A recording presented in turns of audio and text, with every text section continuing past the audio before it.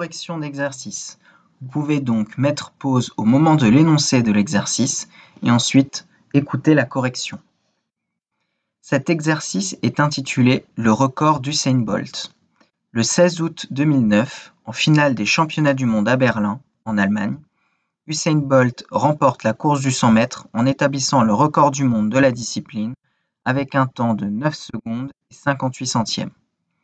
L'objectif va donc être d'analyser cette course. Tout d'abord, l'exercice va consister à calculer la vitesse en différents points de la course. Ça, c'est la question 1. Ensuite, il va falloir tracer la trajectoire d'Usain Bolt ainsi que les vecteurs vitesse tous les 20 mètres. Ce sont les questions 2 et 3. Enfin, on pourra caractériser le mouvement du sprinter lors de la course pour les dernières questions. Enfin, l'exercice se terminera par le calcul de la vitesse moyenne du sprinter sur l'ensemble de la course. Première question, déterminer les valeurs de la vitesse d'Usain Bolt tous les 20 mètres.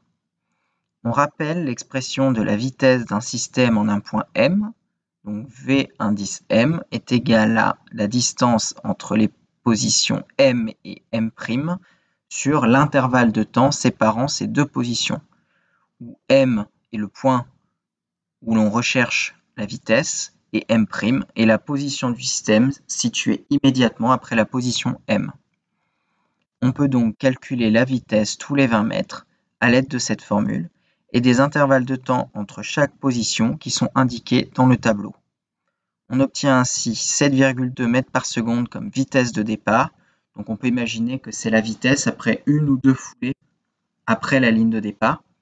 Puis 11,2 mètres par seconde à 20 mètres, 12 mètres par seconde à 40 mètres, 12,1 à 60 mètres et 11,7 à 80 mètres.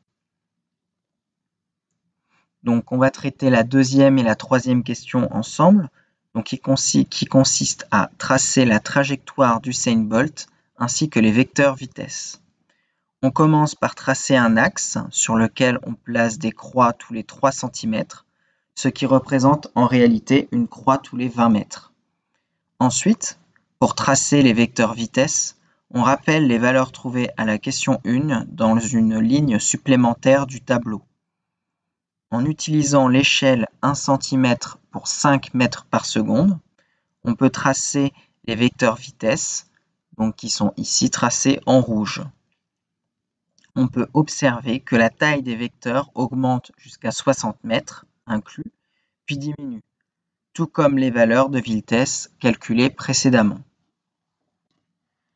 La quatrième question consiste à caractériser le mouvement du sprinter. Le sprint d'Usain Bolt a lieu sur une piste droite. Le mouvement est donc rectiligne. De plus, la valeur de la vitesse d'Usain Bolt lors d'une sprint varie, d'après les questions précédentes. Le mouvement n'est donc pas uniforme. Pour résumer, le sprint d'Usain Bolt est un mouvement rectiligne non uniforme. Il est d'abord accéléré jusqu'à la position de 60 mètres, puis décéléré jusqu'à la ligne d'arrivée. Cinquième et dernière question, calculer la vitesse moyenne du sprinter sur l'ensemble de la course. On rappelle la formule pour calculer la vitesse moyenne en un point, donc V moyenne est égale à M départ, M arrivée, qui correspond à la distance entre le point de départ et le point d'arrivée, sur l'intervalle de temps nécessaire pour parcourir la distance séparant ces deux points. Ici, Usain Bolt parcourt 100 mètres en 9 secondes et 58 centièmes. La vitesse moyenne est donc de 100 divisé par 9,58, soit une vitesse moyenne de 10,4 mètres par seconde. On va essayer de la convertir en km/h, peut-être que cela sera plus parlant. Pour rappel, si on veut convertir une vitesse en mètres par seconde en une vitesse en km/h, il faut multiplier la valeur de la vitesse en mètres par seconde par 3,6.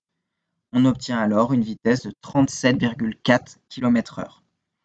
De même, on aurait pu convertir en km/h la vitesse la plus élevée, soit 12,1 mètres par seconde, ce qui donne 43,5 km/h. Pour tenter de se rendre compte de cette vitesse, on peut dire qu'au maximum de sa vitesse, Usain Bolt va presque aussi vite aussi vite qu'une voiture en ville.